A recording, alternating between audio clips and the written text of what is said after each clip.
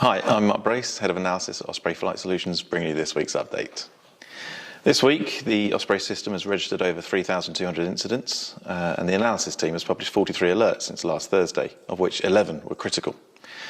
Most of those critical alerts relate to conflict zone overflights, including more Saudi intercepts of Houthi drones and missiles, Israeli airstrikes, as well as rare daytime missile strikes into Syria, and the escalation in tensions between Algeria and Morocco, with the former accusing Moroccan forces of carrying out a drone strike on the Western Sahara border, killing 3 Algerians.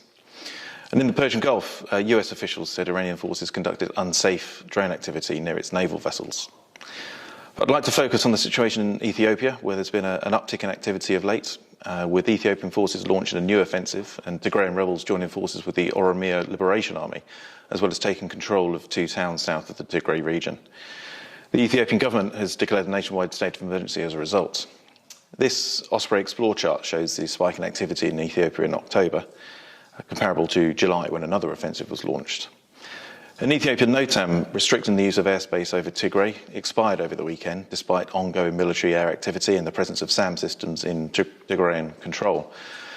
However, the German and UK authorities have issued NOTAMs in the past couple of weeks, advising operators to avoid using airspace over northern Ethiopia, citing military activity and the presence of anti-aviation weaponry. Away from conflict zones, environmental activists intensified airport protests this week. In Sweden, security was increased after several airside breaches when 8 airports were targeted. And in the UK, protests affected Manchester and Farnborough airports. Expect more planned and unannounced activity in the coming weeks, including at Toronto Airport this weekend. And several UK airports will see protests against expansion on 6th of November as part of the Global Day of Action for Climate Justice, coinciding with the ongoing COP26 UN Climate Conference, which runs until the 12th of November. In COVID-related news, Australian citizens no longer require special permission to travel abroad. In Canada, travel restrictions are to be eased further, and more airports will accept international passenger flights from the 30th of November. And in China, all residents who had left Beijing for areas with confirmed cases of COVID-19 have been advised to postpone returning. Around half of all flights to and from the city's airports were cancelled on several days this week.